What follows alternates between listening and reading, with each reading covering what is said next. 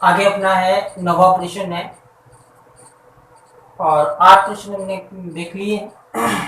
देखिए नवा प्रश्न क्या है अपना, यदि अष्टफल की रिक्ति की, यदि अष्टफल की रिक्ति की त्रिज्या r, स्मॉल आर है, ये अष्टफल की रिक्ति की त्रिज्या स्मॉल आर हो तथा निबिड़ संकुलन में परमाणुओं की त्रिज्या कैपिटल आर, यानी अष्टफल की रिक्ति की त्रिज्या स्मॉल आर और निबिड़ संकुलन में, निबिड़ संकुलन मतलब परमाणु जुड़े हुए हैं संरचना में, उन परमाणुओं की या अवयवी कणों की त्रिज्या क्या है आर हो तो स्मॉल आर और कैपिटल आर में आपको संबंध स्थापित करना है। देखो संबंध कैसे स्थापित करेंगे, इसके लिए पहले हम एक संरचना लेते हैं, संरचना बनाते हैं। ठीक है, हम क्या करते हैं, एक संरचना का अनुप्रस्थ काट का क्षेत्रफल लेते हैं, एक संरचना का अनुप्रस्थ काट का क्षेत्रफल लेते हैं। देखिए ये इस तरीके से एक संरचना में इसके अनुप्रस्थ काट का क्षेत्रफल ले लिया मैंने और इस क्षेत्र में ये 4 गोले या परमाणु हमने लिए और ये इनके बीच में यहाँ पर एक क्या है अष्टफल की रिक्ति है। देखो ये अष्टफल की रिक्ति हो गई, ये है अष्टफल की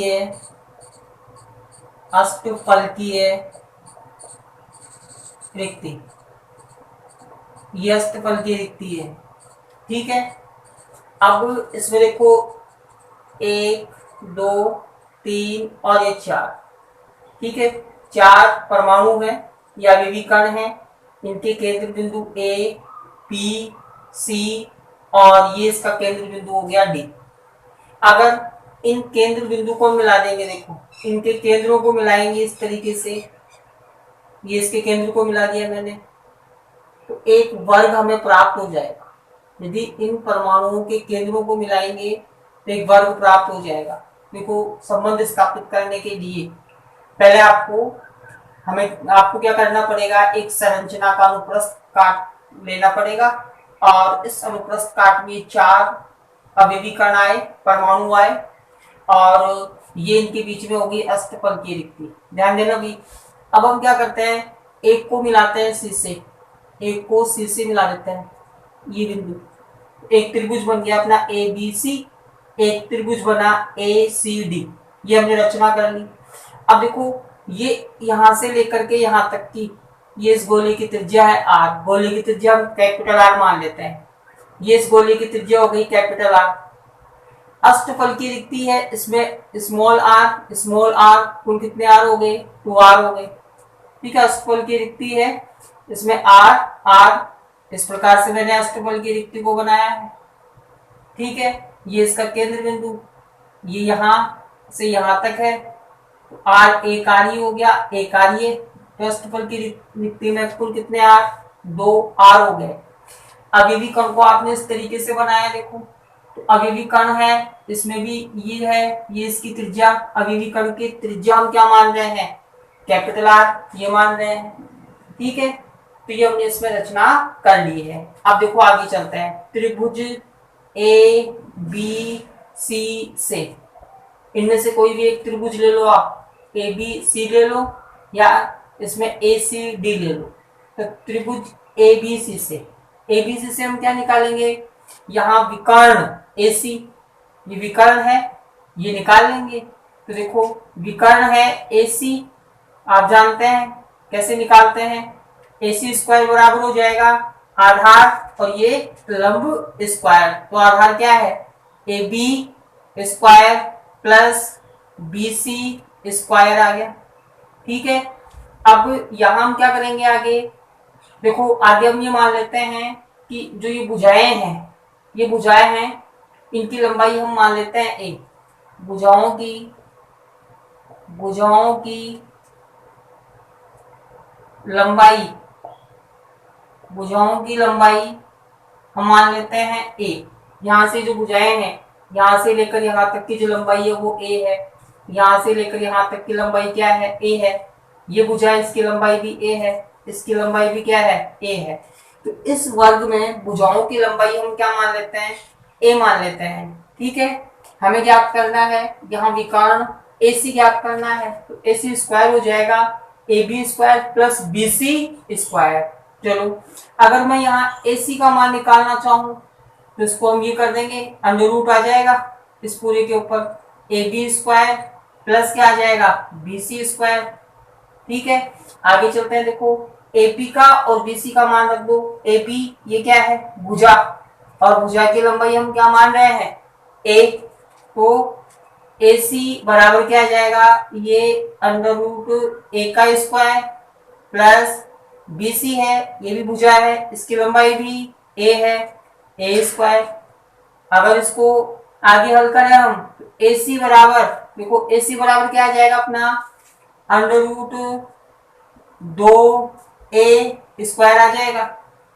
आगे इसको हल कर लेते हैं तो AC बराबर आ जाएगा अपना अंडर रूट 2A स्क्वायर से स्क्वायर इसका कट गया, तो क्या आ गया, AC बराबर आ गया अपना अंडर रूट 2 और ये आ गया अपना A। अब आगे चलते हैं नेक्स्ट। देखो नेक्स्ट हम चलते हैं यहाँ AC रेखा पर, AC रेखा पर, AC रेखा पर। ठीक है, AC रेखा को लेते हैं और इस पर देखते हैं। तो AC रेखा जो अपनी है उसको हम लिख सकते हैं, AC बराबर हम क्या लिख सकते हैं, देखो यहाँ 2R स्मॉल r और 2 कैपिटल R। देखो AC रेखा पर ये इस अवयवी कण की त्रिज्या आ गई R कैपिटल R, ये इस अवयवी कण यानी परमाणु की त्रिज्या आ गई कैपिटल R। अभी मैंने बताया था अष्टफल के रिक्ति में कितने R हैं, 2R। तो AC बराबर हम क्या लिख सकते हैं, 2R प्लस 2R। ठीक है, स्मॉल r अष्टफल की रिक्ति की त्रिज्या है, कैपिटल R ये अवयवी कण या परमाणु की त्रिज्या है, ये हम लिख सकते हैं। तो इसको नाम हमने दे दिया समीकरण 1। ठीक है, अब AC का मान रख दो यहाँ समीकरण 1 में। क्या करो, AC का मान रखोगे, मान रखेंगे AC का मान रखने पर, AC का मान रखने पर, देखो AC का मान रख दो यहाँ पर इस समीकरण 1 में, दिया जाएगा अपना 2R प्लस 2R बराबर अंडर रूट 2 और ये आ जाएगा A। ठीक है, अब ध्यान देना भाई, यहाँ A को आप क्या मान रहे हैं, A को आप मान रहे हैं भुजा की लंबाई, A को आप क्या मान रहे हैं, भुजा की लंबाई। इस वर्ग में A, इस वर्ग में यहाँ ये A है, ये भुजा की लंबाई है। ठीक है, अब इस भुजा में देखो R, ये भी क्या है R, AB को देखिए, ध्यान देना, यहाँ ये B है, AB, इसमें कुल कितने R हो गए, 2R, कैपिटल R लेंगे क्योंकि ये अवयवी या परमाणु है, अवयवी कण है या परमाणु है। A का मान हम क्या रख सकते हैं, 2R रख सकते हैं। देखो 2R प्लस 2R बराबर क्या आ जाएगा, अंडर रूट 2 और A का मान हम क्या रख सकते हैं, यहाँ A का मान रख सकते हैं 2R। ये समीकरण हम मान लेते हैं 2। ठीक है, समीकरण 2 मान लेते हैं। अब हम क्या करते हैं, समीकरण 2 में यहाँ A का मान हमने माना है 2R। क्यों माना, क्योंकि ये जो है A ये भुजा है, तो ये वर्ग की भुजा क्या हो गई, AB, ये भुजा, तो R ये R, तो कितने R हो गए, 2R हो गए। अब इसको आगे हल करते हैं। देखो समीकरण में, समीकरण 2, समीकरण 2 में हम क्या करेंगे, 2R का भाग देंगे।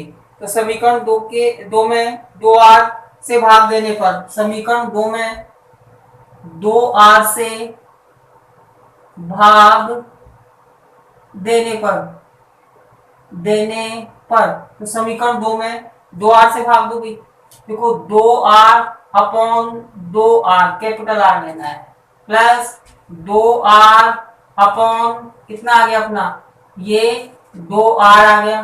ठीक है, बराबर अंडर रूट 2, ठीक है, 2R अपॉन 2R आ गया। तो यहाँ इसको यदि हल करेंगे तो ये इससे क्या हो जाएगा, कैंसिल हो जाएगा, 2R से 2R कैंसिल, ये एक बार इसमें भाग गया तो कितना आ गया 1 plus 2r upon capital 2r बराबर क्या आ गया √2 आ गया अपना। बराबर क्या आ गया √2 आ गया।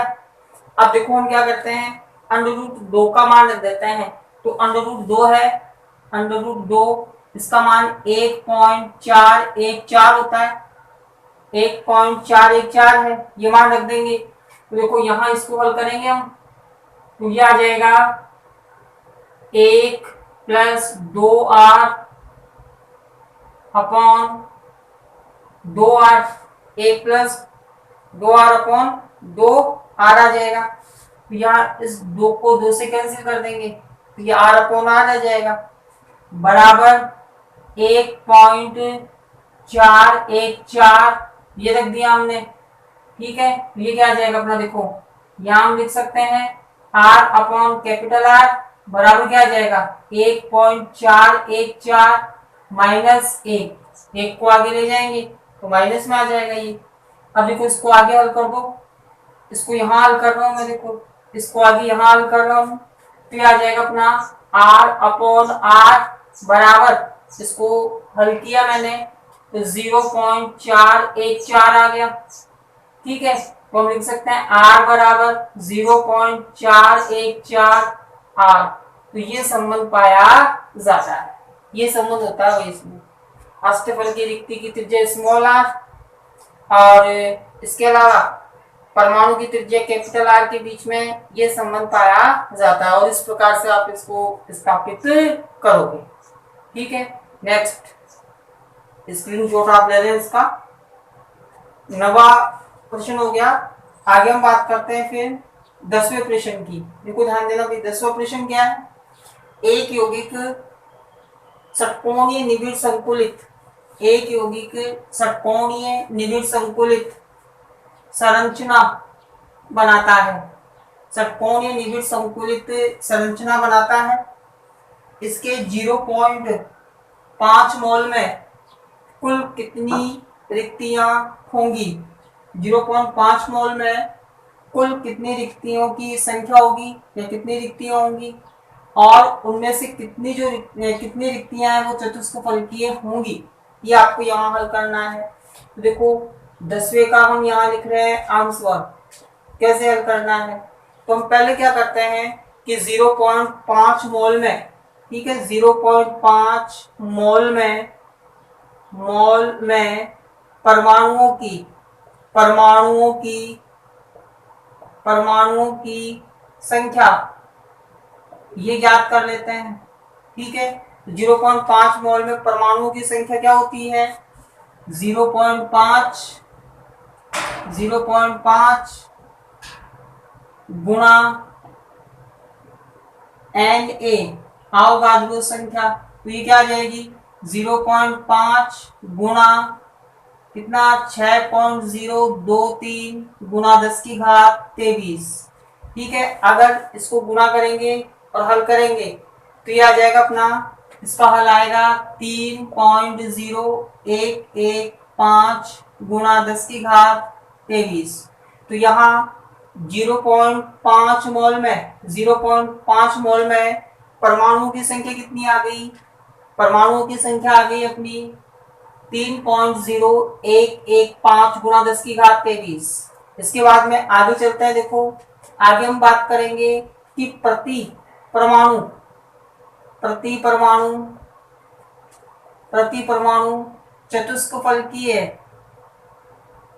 चतुष्फलकीय रिक्ति ये ध्यान रखना भाई चतुष्फलकीय रिक्ति प्रति परमाणु होती है 2 और प्रति परमाणु अष्टफलकीय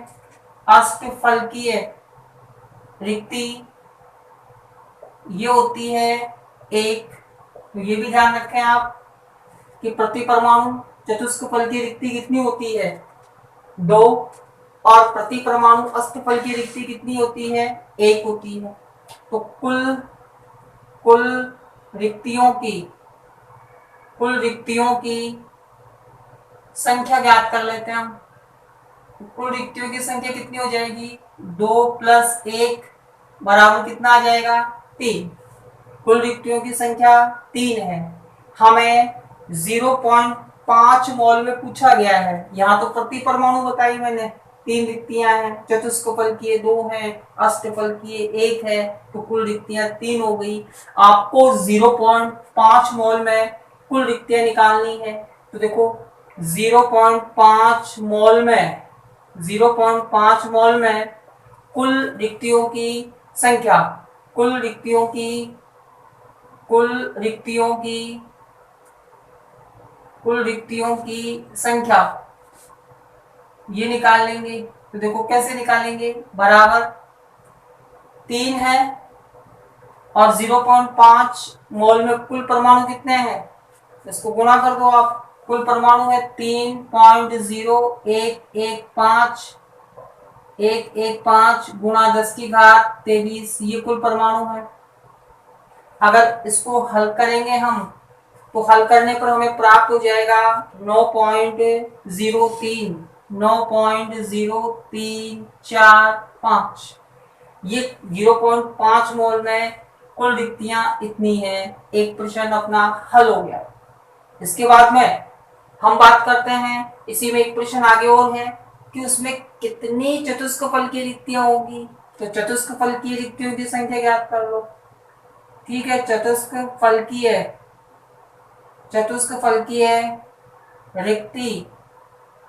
रिक्ति की संख्या ये ज्ञात कर दो।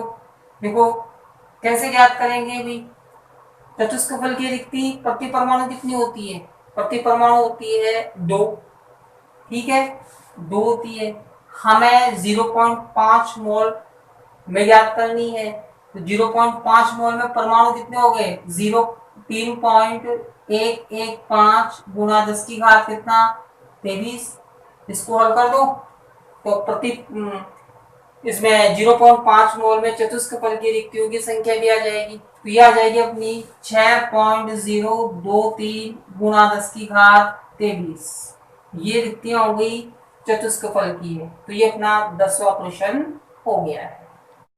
देखो आगे हम बात करेंगे। अब एक प्रश्न है, पैरा वैद्युतता या पायरो इलेक्ट्रिसिटी किसे कहते हैं। ठीक है, पैरा वैद्युतता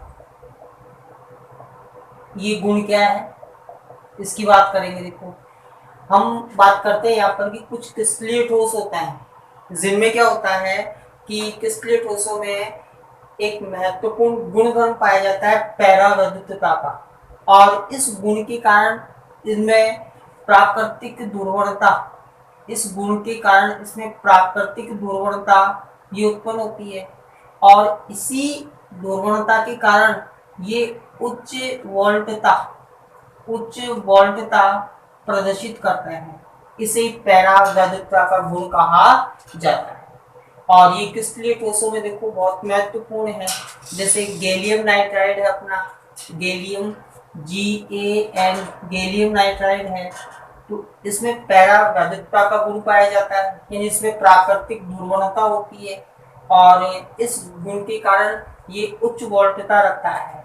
और इसी गुण के कारण इसका उपयोग है वो हम कहाँ करते हैं, जो इलेक्ट्रॉनिक ट्रांजिस्टर होते हैं उनमें हम गैलियम नाइट्राइड को काम में लेते हैं।